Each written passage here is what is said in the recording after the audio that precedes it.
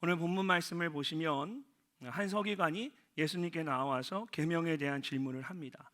예수님께서 종교 지도자들과의 논쟁 가운데 지혜롭게 답변하는 것을 보고는 예수님이라면 뭔가 내 질문에 좋은 답을 주시겠다라는 생각을 하게 되어서 이제 예수님께 나와서 질문을 하는 겁니다. 28절 말씀을 보면 서기관 중 한 사람이 그들이 변론하는 것을 듣고 예수께서 잘 대답하신 줄을 알고 나와 묻되 모든 계명 중에 첫째가 무엇이니까? 이 서기관은 글을 기록하는 사람입니다. 처음에는 궁중에서 문서의 기록과 정리를 담당했습니다.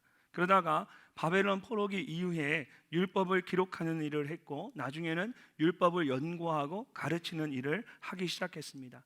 그러다가 예수님 당시에 신약 시대에 와서는 서기관들 중에 대부분이 바리새파에 속해 있었고 율법사 또는 율법교사라고 불리웠습니다. 그래서 오늘 본문 말씀과 동일한 말씀이 기록되어 있는 마태복음이나 누가복음을 보면 서기관이라고 하지 않고 바리새인들 중에 한 율법사가 또는 율법교사가 이렇게 말하고 있는 것입니다. 당시 이들의 관심은 많은 율법의 조항들을 한마디로 정리하는 데 있습니다. 구약 성경을 보면 다양한 명령들이 나옵니다. 율법이라고 하기도 하고 계명이라고 하기도 하고 또 율례와 법도라고 말하기도 하고 규례라고 말하기도 합니다. 아마 다 여러분 들어보셨을 거예요. 이 계명은 굳이 나누자면 이 계명은 십계명과 같이 하나님께서 직접 명명하신 것을 말합니다. 법도는 그런 계명에서 파생된 세부적인 조항들을 말합니다. 그리고 율례나 규례는 그러한 계명이나 법도가 제도화되면서 만들어진 사회적인 전통이나 관습을 말하는 것입니다. 이런 계명과 법도와 율례를 다 포함해서 보통 율법이라고 불렀습니다. 그러다 보니까 십계명과 모세오경의 율법을 다 포함해서 기본적으로 그들이 지켜야 할 율법의 계명들이 그 계명들에 또 디테일하게 뻗쳐 있는 수만 가지 수천 가지의 어느 디테일한 작은 계명들 빼놓고 그들이 기본적으로 지켜야 할 계명들이 613개나 되었습니다. 그 중에 248개는 to do라고 해서 반드시 지켜 행해야 하는 계명들이었고 나머지 365개는 not to do라고 해서 행하지 말아야 하는 계명들이었습니다. 여전히 그래도 248개를 to do 반드시 행한다고 해도 여전히 너무 계명이 많은 겁니다. 이렇게 율법의 계명들이 너무 많다 보니까 율법 교사인 서기관들 사이에서는 이런 계명들 중에서 무엇이 더 크고 무거운 것인지, 무엇이 더 작고 가벼운 것인지, 또 어느 것이 더 근본적인 것인지, 어느 것이 더 부수적인 것인지를 가지고 끊임없이 논쟁이 있었습니다. 모든 계명들을 다 지키는 것이 너무 힘드니까 그 모든 계명들을 한 번에 만족시킬 수 있는 가장 큰 계명에 대한 관심이 많았던 거예요. 이 모든 계명을 하나로 이렇게 확 덮어줄 수 있는 하나의 큰 계명이 무엇인가에 대한 궁금증이 많았던 겁니다. 그래서 이 서기관 중에 한 사람이 예수님이 지혜롭게 답변하는 것을 보고 예수님께 물었습니다. 선생님, 모든 계명들 중에 첫째가 무엇입니까? 이 첫째라는 말은 가장 중요한 것 또는 가장 먼저인 것을 의미합니다. 그래서 이것은 가장 중요한 계명이 무엇입니까? 또는 가장 으뜸이 되는 모든 것을 다 포함할 수 있는 가장 으뜸이 되는 한 가지 계명이 무엇입니까? 라는 질문이에요. 십계명과 모든 율법을 다 한 번에 만족시킬 수 있는 가장 중요한 한 가지 계명이 무엇이냐고 묻고 있는 거예요. 먼저 예수님은 주 너의 하나님을 사랑하라고 말씀하셨습니다. 자, 29절과 30절 말씀 우리 함께 한번 읽어보겠습니다. 예수께서 대답하시되 첫째는 이것이니 이스라엘아 들으라. 주 곧 우리 하나님은 유일한 주시라. 내 마음을 다하고 목숨을 다하고 뜻을 다하고 힘을 다하여 주 너의 하나님을 사랑하라 하신 것이요. 아멘. 예수님께서 서기관을 향해서 첫째는 이것이니 이스라엘아 들으라 말씀하셨습니다. 이것은 이제 쉐마라는 말입니다. 유대인들은 구약 성경을 보면 전통적으로 마음에 새겨야 할 가장 중요한 말씀을 전할 때에 이 쉐마라는 이스라엘아 들으라라는 이 쉐마라는 말을 항상 사용했습니다. 예수님께서는 신명기 6장에 나오는 그런 쉐마의 말씀을 그대로 인용해서 답변을 하셨습니다. 이스라엘아 들으라. 우리 하나님 여호와는 오직 유일한 여호와시니 너는 마음을 다하고 뜻을 다하고 힘을 다하여 내 하나님 여호와를 사랑하라. 이 신명기의 말씀과 오늘 본문의 말씀이 거의 똑같습니다. 예수님께서는 이스라엘 백성들에게 신앙생활에서 유대인들에게 가장 기본이 되는 이 쉐마의 말씀을, 구약에 있는 쉐마의 말씀을 그대로 인용해서 신앙의 기본이 무엇인지를 말씀하신 것입니다. 여러분, 모든 것은 기본에서부터 시작이 됩니다. 아무리 중요한 것이 많아도 기본이 가장 중요합니다. 이 기본이 되어 있지 않으면 아무리 많은 것을 해도 결국은 무너지게 되어 있습니다. 근데 기본이 되어 있으면 거기에 뭔가를 더하는 것은 어렵지가 않습니다. 그렇다면 신앙생활에 있어서 여러분 가장 기본이 무엇일까요? 하나님을 사랑하는 것입니다. 하나님을 사랑하는 것이 신앙의 기본이에요. 근데 어떻게 사랑해야 합니까? 마음을 다하고 목숨을 다하고 뜻을 다하고 힘을 다하여 사랑하라고 하십니다. 이게 무슨 뜻일까요? 먼저 마음을 다하여 하나님을 사랑하는 것은 진심으로 하나님을 사랑하는 것입니다. 이 마음은, 성경에서 이 마음은 모든 육체적인 감각과 인간적인 감정과 지적인 의지가 시작되는 것으로 사람의 중심을 말합니다. 우리는 마음하면 여기 있다고 생각하죠. 너 여기 있어 그러잖아요. 내 마음에 있어 그러는데, 근데 성경에서 마음은 이 마음이 아니에요. 성경에서 마음은 여러분 중심에 있는 여러분의 모든 지정의, 나의 생각과 나의 의지와 나의 지식과 나의 감정이 다 나오는 그 근본적인 속에 있는 이 중심을 말하는 거예요. 그 사람의 중심됨을 말하는 거예요. 그렇게 중심 깊은 곳에서 있는 마음에서부터 우러나오는 진심으로 하나님을 사랑하라는 것입니다. 복음서에 나오는 두 아들의 비유를 보면 이 마음을 다하여 하나님을 사랑하는 것이 얼마나 중요한지를 알 수가 있습니다. 아버지에게 두 아들이 있었습니다. 그런데 둘째 아들이 아버지의 재산을 받아서 모두 탕진하고 돌아왔습니다. 그러나 아버지는 그런 아들을 아무 조건 없이 받아주었습니다. 그리고 돌아온 아들을 위해서 살찐 송아지를 잡고 잔치를 벌였습니다. 자, 첫째 아들이 밭에서 하루 종일 일하고 돌아오다가 집에서 흘러나오는 풍악의 소리를 듣게 됩니다. 그리고는 자신의 아버지가 집을 나갔던 이 둘째 아들을 위해서 잔치를 벌였다라는 것을 알게 되었습니다. 화가 난 첫째 아들은 집에 들어가려고 하지 않았습니다. 아버지가 나와서 함께 들어가자고 권해도 첫째 아들은 끝까지 집에 들어가지 않습니다. 그리고는 아버지에게 원망하며 말했습니다. 내가 여러 해 아버지를 섬겨서 명을 어김이 없거늘 내게는 아무것도 내어주지 않았으면서 어떻게 아버지의 재산을 모두 탕진하고 돌아온 저 아들에게는 살찐 송아지를 잡아 잔치를 벌일 수 있습니까? 이 첫째 아들은 이전과 변함없이 늘 그랬던 것처럼 오늘도 한결같이 아버지의 명을 따라서 밭에 나가서 하루 종일 죽도록 일했습니다. 열심히 일했습니다. 아버지의 명에 순종한 거예요. 아버지의 말 한 번도 어긴 적이 없습니다. 그런데 돌아온 둘째 아들을 향한 아버지의 마음을 이 첫째 아들은 이해하지 못합니다. 내가 평생 아버지의 명을 어긴 적이 없고 아버지 내가 오늘도 정말 나가서 충성스럽게 일하고 돌아왔습니다. 이렇게 말하면서도 내가 아버지를 위하여 그렇게 했습니다 라고 말하면서도 이 첫째 아들은 정작 아버지의 마음을 이해하지 못합니다. 여러분 왜 그럴까요? 왜 그럴까요? 지금까지 그가 평생도록 아버지를 섬겼는데 의무적으로 했을 뿐 진심으로 하지 않았던 겁니다. 아버지의 명을 지키는 것이 아들의 도리라고 생각하고 아버지를 위해 일하는 것이 아들의 도리라고 생각하고 열심히 한 거예요. 그런데 그 안에 진심이 없는 거예요. 여러분 우리가 매 주일마다 예배에 나와서 하나님 앞에 예배합니다. 어떤 분들은 자기 자리도 다 정해져 있습니다. 그래서 예배는 항상 주일을 절대 빼먹지 않습니다. 우리가 하나님의 말씀을 변함없이 늘 말씀대로 살려고 합니다. 신앙 안에서 살아야 된다고, 말씀에 어긋난 삶을 살면 안 된다고. 그 말씀에 조금만 어긋나면 큰 죄를 지은 것처럼 벌벌 떱니다. 근데 나중에 그렇게 10년, 20년 그렇게 막 아버지의 명을 어긴 적이 없고 내가 충성되이 섬겼는데 그러면 나중에 아버지의 마음을 이해하지 못하고 원망하고 불평하기 시작합니다. 왜 그렇습니까? 10년, 20년 평생 동안 진심으로 하나님을 사랑하지 못한 거죠. 형식적으로 보여지는 모습으로 늘 하듯이 그냥 의무적으로 신앙생활하는 거예요.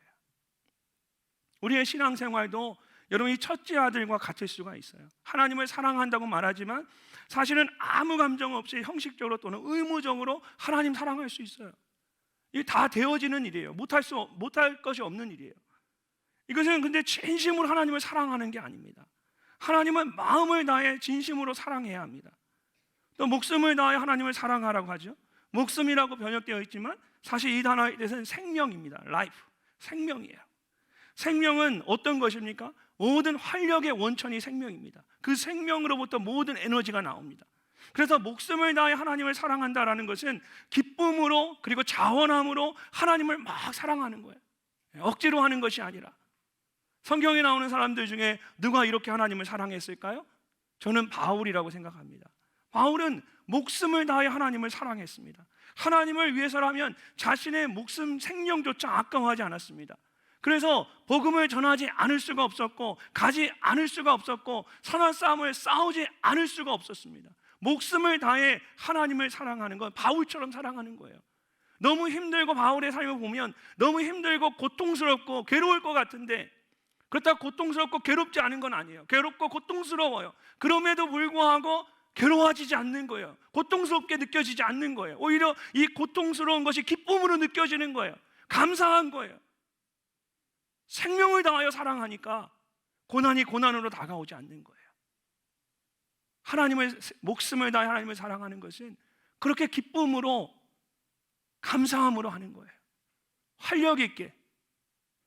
뜻을 다하여 하나님을 사랑하는 것은요, 의지를 가지고 하나님을 사랑하는 것입니다. 그런데 맹목적인 의지가 아니라 옳고 그름을 분명하게 알고 확신 가운데 흔들림 없이 하나님을 사랑하는 것입니다. 우리가 신앙생활하면서 그냥 맹목적으로 하는 거야, 이렇게 하면 돼, 덮어놓고 믿어, 이렇게 말하죠. 그렇게 하나님 사랑하라는 거 아닙니다. 맹목적으로 마치 로봇처럼 그냥 아무 생각 없이 사랑하라는 게 아니라 뜻을 정하고 옳고 그름을 분명히 알고 하나님이 무엇을 말씀하는지 깨달아 알아서 하나님 말씀대로 하나님을 온전히 사랑하는 거예요. 그렇게 뜻을 다하여 하나님을 사랑하면 어떤 상황에도 그 믿음이 흔들리지가 않습니다. 여러분, 다니엘과 세 친구들이 그렇게 하나님을 사랑했습니다. 어린 다니엘이 바벨론의 포로로 잡혀갔을 때에 느부갓네살 왕이 그들을 따로 선별해서 궁전에 지내면서 왕의 음식을 먹도록 했습니다. 근데 이 왕의 음식은 우상에게 바쳐졌던 음식이었던 거예요. 성경을 보면 다니엘이 그것을 알고 뜻을 정하여 왕의 음식으로 자신을 더럽히지 않고 채소만 먹었습니다. 나중에 느부갓네살 왕이 금신상을 만들어서 모두 절하도록 했을 때에도 다니엘과 세 친구들은 뜻을 정하고 끝까지 절하지 않았습니다. 왕이 화가 나서 불타는 풀무불에 던져 넣을 거라고 위협했습니다. 성경을 보면 다니엘이 왕에게 이렇게 말합니다. 왕이요, 우리가 섬기는 하나님이 계시다면 우리를 맹렬히 타는 풀무불 가운데서 건져내시겠고 왕의 손에서도 건져내시리이다. 그렇게 하지 아니하실지라도 왕이요, 우리가 왕의 신들을 섬기지도 아니하고 왕이 세우신 금신상에게 절하지도 아니할 줄을 아옵소서. 이것이 뜻을 다해 하나님을 사랑하는 거예요. 어떤 상황 속에서도 확신 가운데 흔들림 없이 하나님만 바라보는 것입니다. 마지막으로 힘을 다하여 하나님을 사랑하라고 합니다. 여기서 말하는 이 힘은 우리가 생각하는 외적으로 나타나는 그런 폭발적인 힘을 말하는 것이 아닙니다. 보통 힘을 말할 때 헬라어로 두나미스라는 단어를 사용하죠. 이 두나미스라는 단어를 누가 제일 많이 쓰는지 아십니까? 태권도 선교팀이 제일 많이 써요. 힘, 파워를 이야기하는 거죠. 다이너마이트 같이 팡 하고 폭발하는 그런 폭발적인 힘을 얘기합니다. 그런데 오늘 말씀에서 말하는 이 힘은 두나미스가 아닙니다. 이것은 영어로 파워가 아니라 스트렝스예요. 파워와 스트렝스는 그 어감이 좀 다릅니다. 같은 힘인 것 같지만 달라요. 어떤 사람의 그 능력의 원천이 되는 그 근본적인 힘을 말하는 거예요. 겉으로 그냥 한번 확 하고 힘을 다이나모처럼 터져버리는 그런 파워가 아니라 이 스트렝스는 그 안에 내재하고 있는 그가 가지고 있는 그 능력을 말하는 거예요. 그래서 힘을 다하여 사랑한다라는 것은 자신이 가진 전부를 가지고 하나님을 사랑하는 거예요. 내게 있는 전부를 가지고. 오늘 본문에 나오는 이 말씀 뒤에 나오는 가난한 과부의 헌금이 바로 그런 것이었습니다. 부자들이 당당하게 소리를 내며 많은 헌금을 냈는데 과부는 2렙돈밖에 내지 못했어요. 이것은 그 당시에 성인 남성의 하루 일당인 한 데나리온의 60분의 1밖에 되지 않는 아주 적은 금액입니다. 근데 예수님께서는 이 과부의 헌금을 칭찬하시면서 이렇게 말씀하셨어요. 그들은 다 그 풍족한 중에, 부자를 이야기하는 거죠. 부자들은 다 그 풍족한 중에 넣었거니와 이 과부는 그 가난한 중에서 자기의 모든 소유 곧 생활비 전부를 넣었느니라. 힘을 다하여 한 거예요. 이것은 많고 적음의 문제가 아니었습니다. 과부가 칭찬받는 이유는 자신이 가진 전부를 하나님께 드렸기 때문이었습니다. 과부가 자신에 있는 모든 것을 하나님께 드린 것처럼 자신의 전부를 가지고 하나님을 사랑하는 것이 힘을 다해 하나님을 사랑하는 것입니다. 자, 이제 마음을 다하고 목숨을 다하고 뜻을 다하고 힘을 다하여 하나님을 사랑하는 것이 어떤 것인지 여러분 아시겠습니까? 진심으로 하나님을 사랑하는 것이고 생명을 다해 하나님을 사랑하는 것이고 확신 가운데 하나님을 사랑하는 것이고 전부를 가지고 하나님을 사랑하는 것입니다. 그런데 여러분, 여기서 가장 중요한 것이 무엇일까요? 마음이나 목숨이나 뜻이나 힘이 중요한 것이 아닙니다. 이런 말씀을 보시면 예수님께서 반복해서 말씀하시는 것이 있습니다. 내 마음을 다하고 목숨을 다하고 뜻을 다하고 힘을 다하여 주 너의 하나님을 사랑하라. 어떤 말을 강조하고 있습니까? 다하여라는 말씀이에요. 영어 성경으로 보면 with your whole heart and with your whole life and with your whole mind and with your whole strength 이렇게 되어 있어요.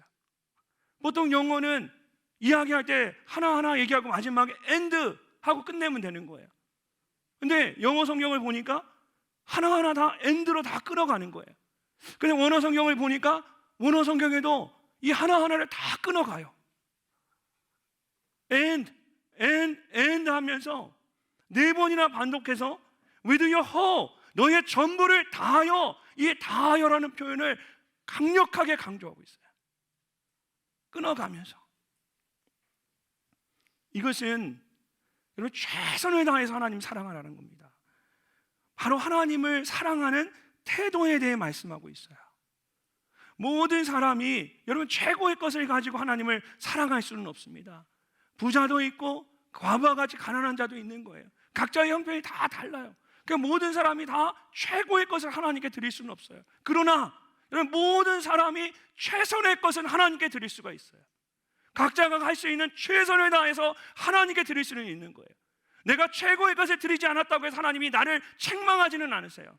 그러나 내가 최선을 다해 하나님을 사랑하지 않으면 하나님이 내게 게으르고 악한 종이라고 말할 겁니다. 그것은 게으른 거예요. 하나님께서 우리에게 원하시는 것은 with your whole, 나의 전부를 다하여 하나님을 사랑하는 것입니다. 창세기 4장에 나오는 가인과 아벨의 제사를 보면 하나님께서 가인의 제사는 받지 않으시고 아벨의 제사만 받으셨어요.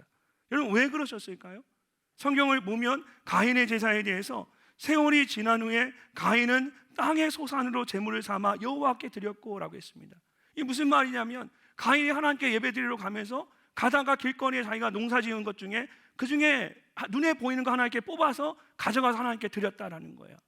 우리가 하나님 앞에 예배드리러 오면서 우리가 하나님께 정성하여 구별하여 예배를 드리지 않고 오면서 지갑 찾아봐서 여기 드릴 게 있구나 하고 이렇게 해서 넣어서 드리는 거, 똑같은 모습을 얘기하는 거예요. 가인도 그렇게 길을 가다가 예배드리러 가는데 자기 밭에 그냥 눈에 보이는 거 하나 뽑아서 하나님께 드렸어요. 그걸 말하는 거예요. 가인은 아무 성의 없이 자기가 가진 것들 중에 잘하는 것들 중에 하나 뽑아서 그냥 하나님께 드렸어요. 드리면 된다고 생각한 거예요. 반면에 아벨은 어떻게 했습니까? 창세기 4장 4절을 보면 이렇게 말씀하십니다.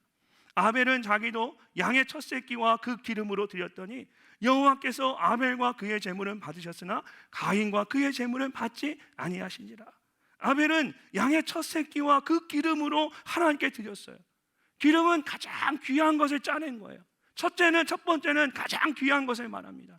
그러니까 하나님께 드리기 위해서 그가 가장 귀한 것을 구별하여 드렸다라는 거예요. 그래서 성경은 하나님께서 아벨과 그의 제물을 받으셨다라고 말합니다.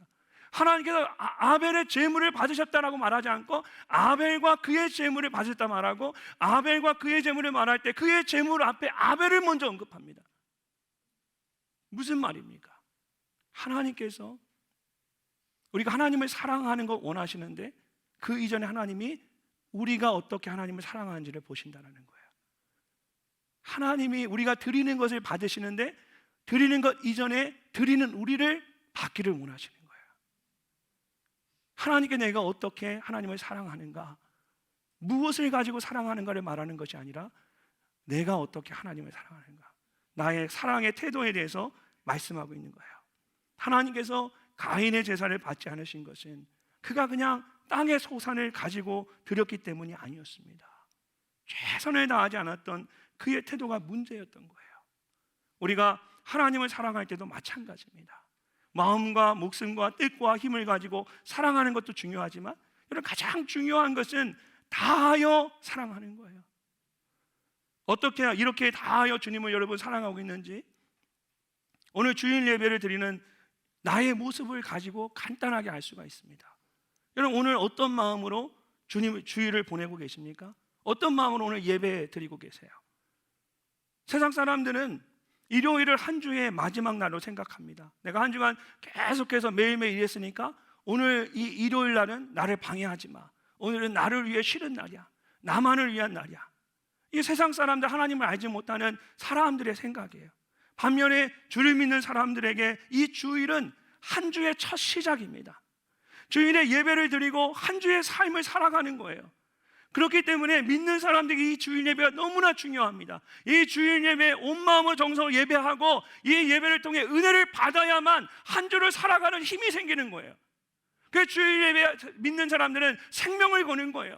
한 주를 살고 마지막에 남은 시간으로 예배하는 것이 아니라 한 주를 시작하기 전에 내가 오늘 이 예배를 통해 살아가겠습니다. 한 주를 살겠습니다. 하나님의 예배하고 그 힘으로 한 주를 살아가는 게 믿는 사람의 주일인 거예요. 여러분, 어떤 마음으로 오늘 예배의 자리에 나오셨어요? 여러분, 지금 어떤 마음으로 이 예배의 자리에 예배하고 계십니까? 주일에 드려지는 여러분 헌금도 마찬가지입니다. 내게 필요한 것들을 위해 다 쓰고 그리고 남은 것을 가지고 주님께 드리는 것이 아니에요.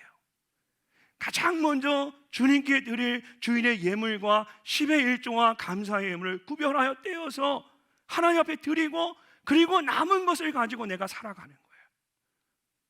내가 써야 할 것들 다 재놓고 남은 것을 가지고 하나님께 드리는 것이 아니라 하나님께 먼저 구별하여 드리고 그 남은 것을 가지고 내가 살아가는 거예요.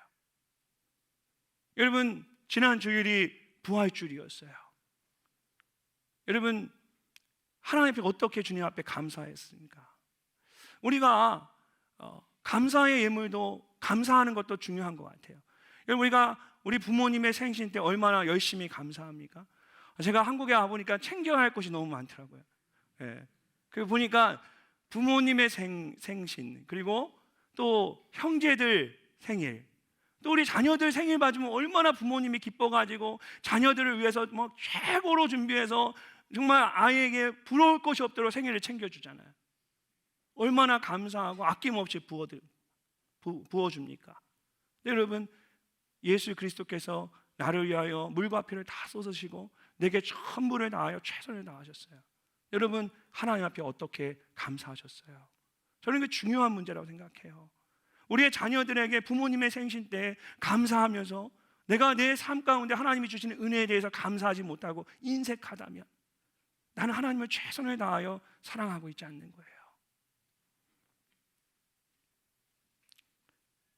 주님은 우리가 최선을 다하여 주님 사랑하기를 원하십니다. 인색함으로 억지로 하지 않고 마음을 다하고 목숨을 다하고 뜻을 다하고 힘을 다하고 다하여 주님을 사랑하는 여러분 되시기를 주의 이름으로 축복합니다. 그렇게 하나님을 사랑할 때 여러분 자연스럽게 되어져야 하는 것이 있습니다. 하나님을 사랑하듯 나의 이웃을 사랑하는 것입니다. 자, 31절 말씀을 우리 함께 읽어보겠습니다. 둘째는 이것이니 내 이웃을 내 자신과 같이 사랑하라 하신 것이라. 이보다 더 큰 계명이 없느니라. 아멘. 둘째는 이것이니 라고 하면서 이보다 더 큰 계명이 없다라고 말씀하십니다. 서기관이 예수님께 물은 것은 가장 중요한 첫째 되는 계명이 하나가 무엇이냐는 것이었습니다. 근데 예수님께서 하나님을 사랑하는 것과 이웃을 사랑하는 것에 대해서 말씀하셨어요. 한 가지를 물었는데 예수님께서 두 가지를 말씀하신 겁니다. 자, 예수님께서 질문을 잘못 들으신 것일까요? 아니면 순간적으로 예수님이 착각하신 것일까요? 여러분, 그렇지 않습니다. 예수님께서는 서기관의 질문에 정확하게 답변을 하셨습니다. 이 두 계명은 서로 다른 두 계명인 것 같지만 사실은 서로 연결되어 있는 하나의 계명이었습니다. 그래서 예수님께서는 이웃을 사랑하라고 하시면서 이보다 더 큰 계명이 없다라고 말씀하신 것입니다. 또 둘째는 이것이니 라고 했을 때 이것이니 라는 말은 이와 같다라는 뜻입니다. 그래서 같은 말씀이 있는 마태복음 22장을 보면 둘째도 그와 같으니 이렇게 하면서 하나님을 사랑하는 것과 이웃을 사랑하는 것이 서로 같다라는 것을 강조하고 있습니다. 여러분, 하나님을 사랑하는 것과 이웃을 사랑하는 것은 서로 깊이 연결되어 있습니다. 다하여 하나님을 사랑할 때에 그것이 겉으로 드러나는 것이 이웃을 사랑하는 것입니다. 우리가 하나님을 사랑한다고 말하면서 이웃을 사랑하지 않으면 사실은 다하여 하나님을 사랑하고 있지 않은 것입니다. 나는 아니라고 말하지만 내가 이웃을 온전히 사랑하지 못하고 있다면 아직 내가 하나님을 다하여 사랑하지 못하고 있는 거예요. 그냥 형식적으로 적당히 살아가고 있는 것에 불과합니다. 반대로 이웃을 내 몸과 같이 사랑할 때에 우리는 우리의 전부를 다해서 하나님을 사랑할 수가 있습니다. 이웃을 사랑하는 마음이 하나님을 더 사랑하도록 해주기 때문입니다. 우리가 이웃을 사랑한다고 말하면서 하나님을 사랑하지 않으면 아직 내가 이웃을 온전히 사랑하고 있지 않은 거예요. 우리가 신앙생활 하는데 여러분, 사람들과의 관계가 자꾸 막혀요. 사람들과의 관계가 어렵고 불편해요. 그러면 어떻게 해야 될까요? 그 사람을 찾아가는 것이 아니라 하나님 앞에 나아가야 돼요. 하나님이 가서 예배하고 기도하고 믿음을 회복하고 하나님이 은혜를 부어주시면 다시 가서 사랑하는 거예요. 여러분, 예배 드리러 왔는데 기도가 안 돼요. 예배에 집중이 안 돼요. 말씀이 귀에 들어오지 않아요. 그럼 어떻게 해야 될까요? 혹시 내가 우리 가정 안에서 불편한 건 없는지, 내가 목원들과 사람과의 관계 가운데 잘못된 것은 없는지, 누군가의 마음을 불편하게 하지는 않았는지, 내가 사람들과의 관계를 점검해 봐야 되는 거예요. 그 관계를 회복해야 내가 하나님 앞에 온전히 마음을 열고 예배할 수 있는 거예요.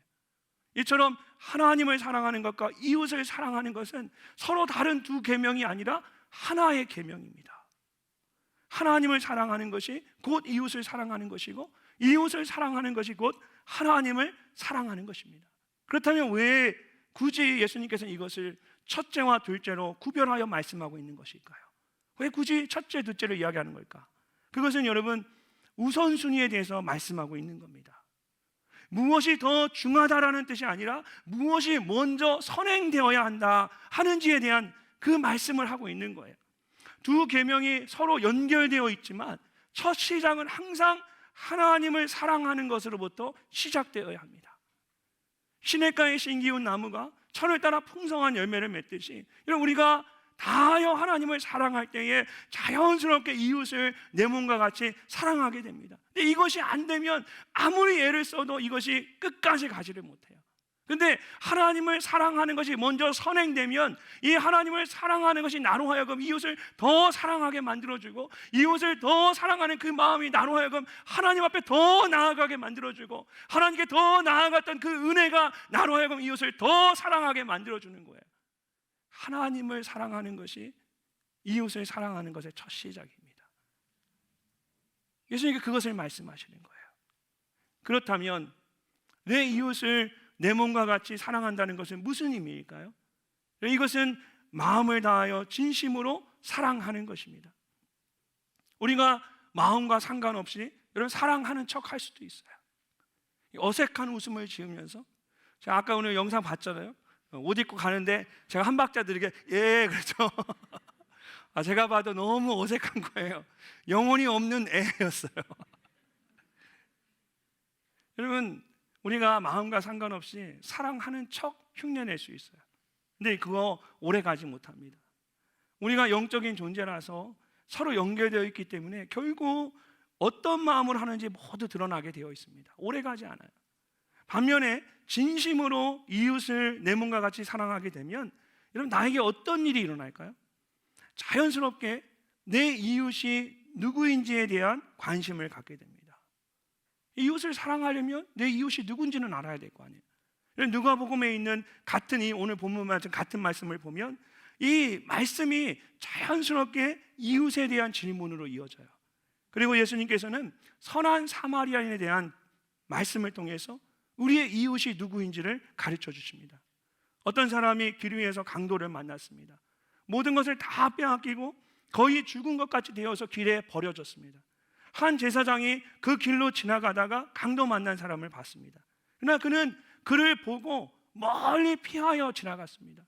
원어 성경의 의미를 보면 그 사람을 아주 멀리 돌아간 거예요. 혹시라도 지나가다가 그 사람의 피가 묻을까봐, 그 사람으로 인해 어려운 애매한 일에 휩쓸릴까봐, 그 사람의 그 더러운 그 몸에 내가 오염될까봐, 내가 더럽혀질까봐 이 대제사장은 일부러 멀리 돌아서 돌아갔어요.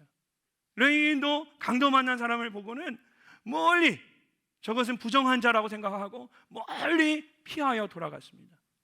마지막으로 사마리아인이 그 길을 가다가 강도 만난 사람을 봤어요. 어떻게 했습니까? 그가 가까이 다가가요. 가까이 가서 상처를 싸매주고 자기 짐승에 태워서 주막으로 데려다가 돌봐주었습니다.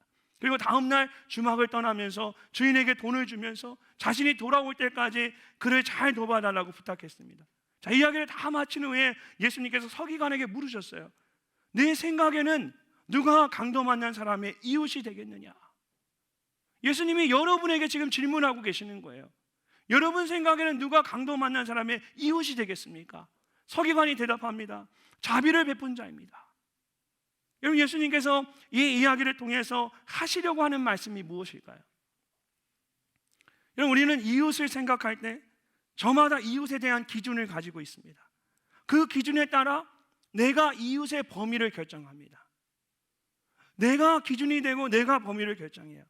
제사장이 그랬고 레위인이 그랬습니다. 우리도 그럴 때가 얼마나 많습니까? 누군가를 도와야 할 때 그 사람의 필요를 먼저 생각하는 것이 아니라 내가 생각하는 그 도움의 기준과 범위를 내가 정해놓고 도울지 말지를 결정합니다. 여러분, 내가 정한 기준과 범위를 가지고 여러분 남편과 아내를 사랑하고 있지는 않으십니까? 제가 예전에 결혼해서 저는 아내가 항상 이렇게 팔 베기 하는 걸 다 좋아하는 줄 알았어요. 그래서 잘 때마다 제가 팔을 이렇게 내밀어서 저희 아내를 팔 베기를 해줬어요. 근데 나중에 저희 아내가 참다 못해 얘기하더라고요. 여보, 팔 베기 하면 잠이 안 와요. 저는 이게 제 사랑하는 방식이라고 제 기준은 이게 사랑이거든요, 이것이. 그래서 제가 저희 아내를 참 힘들게 만들었더라고요. 나중에 저한테 얘기를 하더라고요. 여러분, 내가 정한 기준과 범위를 가지고 여러분의 자녀를 판단하고 함부로 대할 때가 많지 않으십니까? 자녀를 돕는다 말하면서 정작 내가 자녀들에게 판단의 기준이 되는 거예요. 정말 자녀들이 무엇을 필요한지, 뭐가 필요한지, 무슨 도움이 필요한지를 물어보는 것이 아니라 내 생각과 기준을 가지고 내가 자녀들을 도울 것을 판단하고 내가 하고 싶은 대로 하는 거예요. 여러분, 내가 정한 기준과 범위를 가지고 나의 동료나 이웃을 여러분 판단하지는 않으셨습니까? 사마리아인에게는 그런 기준과 범위가 없었어요. 자기의 기준과 범위가 없었어요. 대신 사마리아인에게 있어서 기준은 도움이 필요한 사람이 누구냐는 거예요. 그것이 그의 이웃이었어요. 여러분, 내가 내 몸을 사랑할 때 어떤 기준과 범위를 정하고 사랑하십니까? 여기까지는 내가 사랑하고 여기는 사랑하지 않아도 돼. 내 몸 가지고 팔은 사랑하고 다리는 사랑하지 말아야지. 그럼 이게 정상적인 사랑이 될까요? 내 몸을 사랑할 때 아마 그런 분 절대 없을 겁니다. 내 몸이 아프면 아픈 거예요. 내가 막 아프다고 그러는데 옆에서 그 정도는 아픈 거 아니야, 그러면 얼마나 속이 상합니까? 난 너무 힘들고 나는 너무 슬픈데 내가 슬프면 슬픈 거예요. 내가 힘들면 내가 힘든 거죠. 그거 잘 몰라서 그래. 그 정도는 사람이 힘들어하면 안 돼. 제가 그 말 듣자고 내가 힘들다고 얘기하는 거 아니잖아요. 나 힘들다고, 나 힘든 거 좀 알아달라고, 나 아프다고. 내가 아픈 사람 세워놓고 가르치는 거예요. 여러분, 내 몸을 사랑하면서 기준과 범위를 정해놓고 사랑하는 사람은 세상에 아무도 없습니다. 여러분, 그렇게 사랑하지 않으셨어요. 내 이웃을 내 자신과 같이 사랑하라는 말씀도 마찬가지입니다. 기준과 범위를 정해놓고 그 안에서만 사랑하는 것이 아니에요.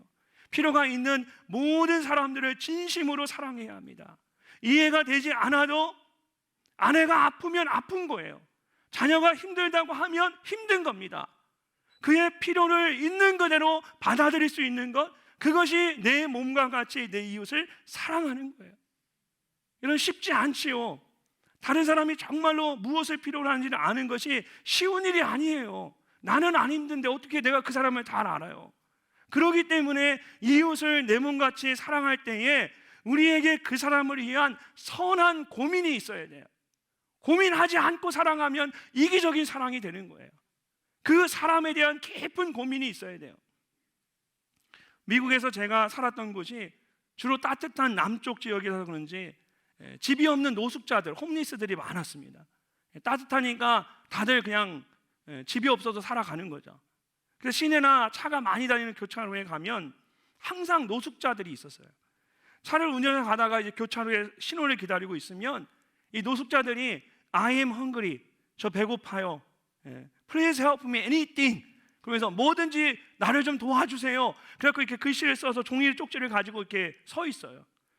여러분 어떻게 하시겠습니까? 처음에 저는 그런 사람들을 봐도 못 본 척했어요. 막 제 옆으로 다가오면 제가 창문을 쭉 닫고, 그리고 이제 저를 빤히 쳐다보는 것 같으면 고개 돌려서 옆에 있는 사람과 일부러 말을 걸고 못 본 척했어요.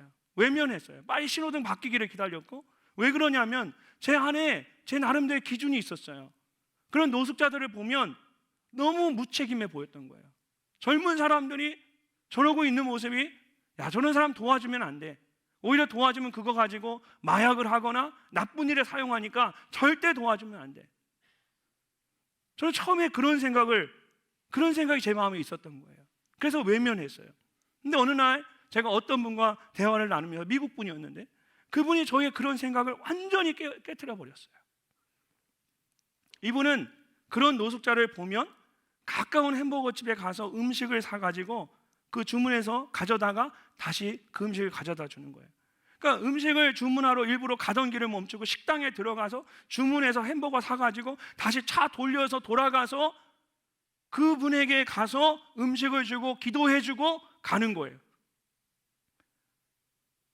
돈을 주면 나쁜 곳에 가서 쓸 것 같으니까 이제 저는 거기까지만 생각한 거죠.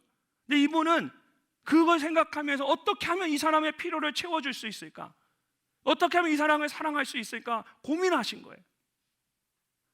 제가 함께 사역했던 미국 목사님은 노방 전도를 나갈 때마다 집집마다 가가오 전도를 가시는데 그럴 때마다 항상 이분은 5불짜리 기프트 카드를 가지고 가셨어요. 우리 한국말로는 이제 선불 카드죠. 5불이니까 5,000원밖에 안 돼요. 근데 이 기프트 카드가 뭐냐면 다른 곳에서는 쓸 수가 없는 거예요. 그 지역에 있는 마켓에서 음식을 사거나 물건을 살 때만 쓸 수가 있어요. 현금으로 바꿀 수도 없고. 5불짜리 그 기프트 카드를 항상 그분은 여러 장을 가지고 이웃에게 이제 전도하러 나가시는 거예요. 그래서 다니다가 어려운 분 이웃이 있으면 그 이웃에게 돈을 주는 게 아니라 그 기프트 카드를 주시더라고요. 정말 이웃을 내 몸과 같이 사랑하는 것이 바로 이런 것이에요. 내가 정한 기준이나 범위에 따라 이웃을 판단하고 그냥 제한하는 것이 아니라, 어찌 보면 우리는 그런 말로 우리를 편리하게 만드는 건지도 몰라요. 나는 이 정도 했어. 그렇게 우리를 스스로 우리를 위로하는지 몰라요. 그게 아니라는 거예요. 그의 필요를 채우기 위해서 진심으로 고민하고 노력하는 거예요. 그런 필요가 있는 사람이라면 누구든지 우리의 이웃이고 우리는 그런 사람들의 이웃이 되어줘야 합니다. 오늘 여러분의 남편과 아내에게 여러분 진심으로 다가가 보시지 않겠습니까? 내 생각으로 자꾸 판단하지 마시고 그냥 있는 그대로 인정해 주시고 여러분 사랑해 주십시오. 내 아내가 그 듣는 귀가 멀어져서 잘 못 들어요. 그러면 그것도 못 들어 이러지 마시고, 당신 잘 안 들리는구나. 그 목소리 좀 크게 해주면 되잖아요. 여러분의 자녀들에게 여러분 조금 더 넉넉하게 대하십시오. 사실 여러분이 답답한 거지 여러분 자녀들은 하나도 답답하지 않아요. 보면 저도 이제 아이들 키워보니까 아는데 저만 막 화가 나는 거예요. 저만 흥분하고 저만 막 답답하고. 아이들 입장에서 한번 생각해 보세요. 여러분 직장 동료들에게 사랑으로 대하시고 한 번 더 격려해 주세요. 잘하려고 하는데도 되지 않을 때에 가장 힘든 사람이 누구이겠습니까? 자기 자신이에요. 그런 사람들을 뭐 확인 사살하듯이 한 번 더 꽉 눌러주면 그럴 필요는 없지 않겠습니까? 내 기준과 범위를 내려놓고 내 몸과 같이 여러분 나의 가족과 이웃과 동료들을 사랑으로 바라볼 수 있는 우리 늘사랑의 모든 지체들 되시기를 주의 이름으로 축복합니다. 오늘 본문 말씀을 보면 예수님께서 하나님을 사랑하는 것과 이웃을 사랑하는 것이 가장 큰 계명이라고 말씀하셨습니다. 그리고 서기관이 예수님의 말씀을 잘 이해하고 한 번 더 정리를 했어요. 그런 다음 마지막 예수님께서 이렇게 말씀하십니다. 예수께서 그가 지혜 있게 대답함을 보시고 이르시되 내가 하나님 나라에서 멀지 않도다. 예수님께서 서기관을 칭찬하셨습니다. 근데 말씀을 보시면 내가 하나님의 나라에 멀지 않도다라고 말씀하십니다. 이 말씀은 그가 하나님의 나라에 들어갔다는 뜻입니까? 그가 하나님의 나라에 합당하다, 하나님의 자녀가 되었다라는 뜻입니까? 아닙니까? 아직은 아니라는 거예요. 아직은 부족하다라는 거예요. 서기관은 하나님을 사랑하는 것과 이웃을 사랑하는 것이 가장 중요한 계명이라는 것을 알았습니다. 그런데 아는 것만으로는 부족한 거예요. 그것이 행동으로 옮겨져야 합니다. 그래야만 가장 중요한 계명을 지키는 것이고 하나님 나라에 들어가는 거예요. 누가복음 말씀을 보면 예수님께서 이 말씀을 하시고 선한 사마리아인에 대한 말씀을 하시고 그 이야기를 다 마치고 내 이웃이 누구인지를 다 설명하신 후에 마지막으로 서기관에게 이렇게 말씀하십니다. 가서 너도 이와 같이 하라. 결국 이것이 예수님의 결론이에요. 가서 너도 이와 같이 해라. 사랑하는 성도 여러분, 행함이 없는 믿음은 그 자체가 죽은 믿음이라고 했습니다. 우리 교회 이름이 늘사랑이에요. 여러분 교회 이름만 늘사랑이고 우리 가운데 행함이 없다면, 사랑이 없다면 그 이름이 얼마나 부끄럽습니까? 하나님을 사랑하고 이웃을 사랑하는 것이 가장 중요한 계명인 것을 아는 것도 중요하지만 가장 중요한 것은 그것을 행하며 살아가는 것입니다. 저는 이번에 사랑 나눔을 하면서 직접 후원시설을 방문했습니다. 직접 방문을 했더니 얼마나 그분들이 좋아하시는지 몰라요. 코로나 기간에 많이 외로웠다는 것을 알았어요. 여러분, 그러면서 제가 또 하나 알았는데 우리 교회 성도님들 중에 몇몇 분들이 조용히 그것을 방문해서 봉사하고 있었더라고요. 비록 시간이 많이 들었지만 제가 직접 방문하기 참 잘했다라는 생각을 했어요. 여러분 하실 수 있다면 여러분도 꼭 한번 방문하실 수 있기를 바랍니다. 그렇지 않더라도 여러분, 여러분의 주변에 사랑을 필요로 하는 이웃들이 많이 있을 겁니다. 이번 한 주간 하나님을 사랑하듯 그분들을 나의 몸과 같이 사랑하실 수 있기를 바랍니다. 가서 너도 이와 같이 하라는 그 주님의 말씀을 삶으로 살아내는 우리 늘사랑의 모든 지체들 되시기를 주님의 이름으로 축복합니다.